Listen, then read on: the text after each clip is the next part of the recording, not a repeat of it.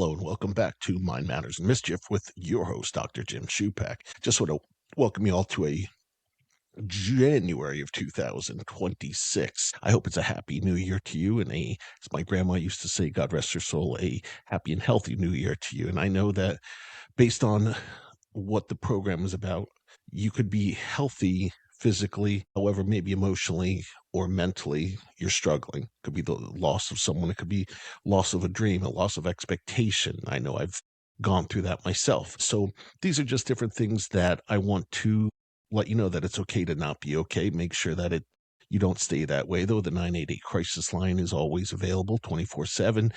988, you can call or text anytime. At the same time, you can check with your local mental health areas. If it's a real, true emergency, please go to the ER.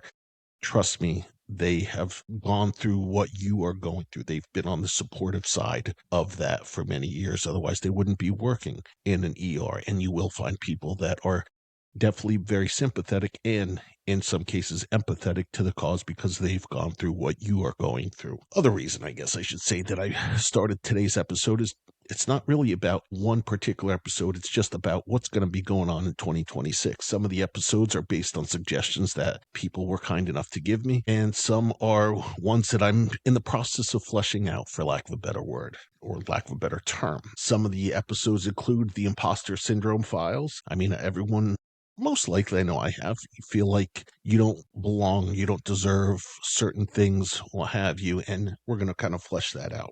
Uh, Another one is cereal soup. If you've seen the Jerry Seinfeld episode, it's not really about cereal being soup, but it's about like soup is the meal. No, it's not the meal. That's another one we currently talk about as well. But this one will be about is cereal soup. So just randomness. But some that are more serious, or at least two of them that are more serious. One which was recommended to me by a dear friend who unfortunately lost a furry angel not too long ago, is grief of losing a pet. And many of us out there have lost a loved one through a furry angel. And it's important just to recognize the role that those furry angels play in helping support your depression, anxiety, and just depression or anxiety that can occur through the loss of a pet, because oftentimes we see them as our furry children. You might have heard that terminology before, and it's terminology that my wife and I use. So it's important for us just to recognize that. Another one is basically athlete transition from student athlete to simply being, and I don't want to say the word simply, exclusively being a person, because a lot of times student athletes see themselves mostly as the athlete, or even if you see themselves half as an athlete and half as a person. Well, if you graduate and you only see yourself as 50% of what you were, that can be very draining. That can be very daunting. It can be very depressing. So we're going to tackle that one and hopefully give you some suggestions as to some things that you can do in the meantime. Now, one that's my favorite, actually, this is one that I just figured I want to dedicate it to my niece, but I think a lot of us can play with this particular topic. And for me, it's why it's fun to be the funkle. Yes, the fun uncle. My niece knows I'm not a very serious individual, and I'm sure for some of you out there, you may be the one who, when you see your niece, your nephew, maybe it's a grandchild, how you just love to spoil them. You just love to let them know how special they are, how awesome they are, how much you love them, how much you care for them. And just, to be honest, I've got my niece a shirt saying, some silly things, and she begrudgingly will wear them because I know she loves me, and she just, but, and we're twinning, and maybe I'll have to show you some of those pictures based on those at some point in time when we do get to that episode. Now, the one I know many of you are waiting for, and I know my dogs are waiting for, and I know my wife is waiting for it, is the pet roast.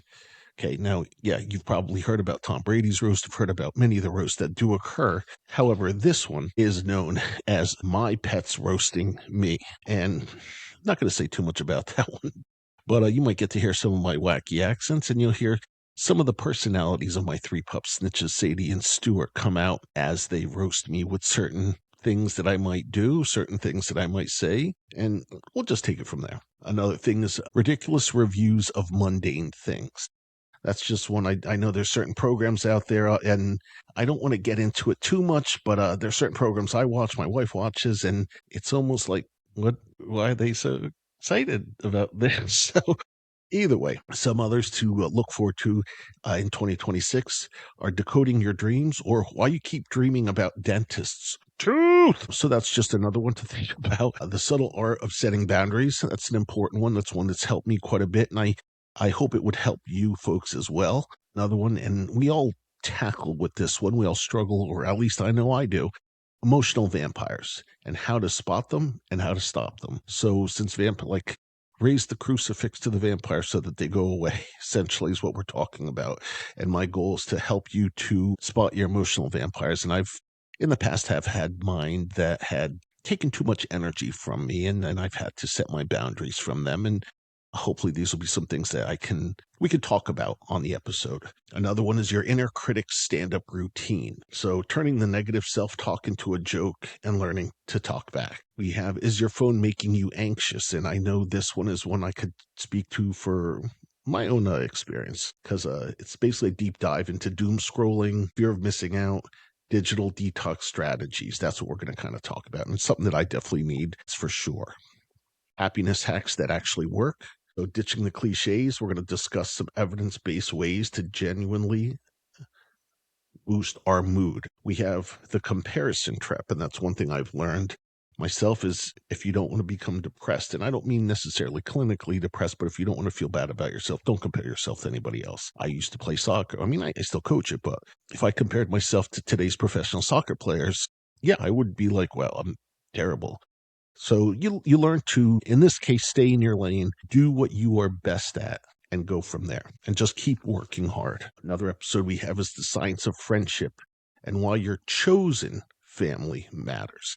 Not just your blood relatives, but the people that are strongly emotionally bonded to you. In the mischief aspect, if our anxiety had a playlist, so we'll be discussing some songs that I would consider anxiety ridden. Some discuss some lyrics. Another one, conspiracy theories that we actually want to be true. So that would be another one to discuss. Another one is pet peeves and microaggressions. Just put it this way. There's a dance, that stupid tooth floss dance. I hate it. I hate it with a passion. If you know what I'm talking, like it requires no talent at all. I'm sorry. If you're good at it, there's no talent required at all. I do what's known as the boxing dance whenever I see that dance.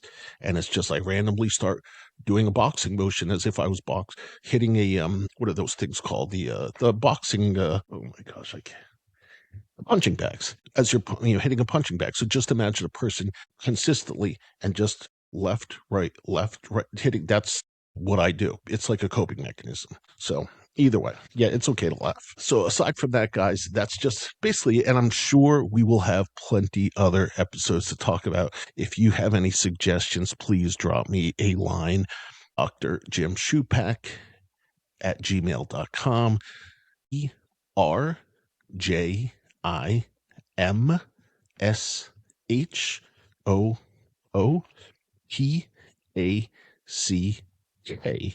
at gmail.com. ERJIMSHK at gmail.com. All right. Thank you so much for listening, folks. I hope you have a wonderful day. Thanks for staying with me through 2025. Even though it was about November, December, but I look forward to an exciting 2026. God bless.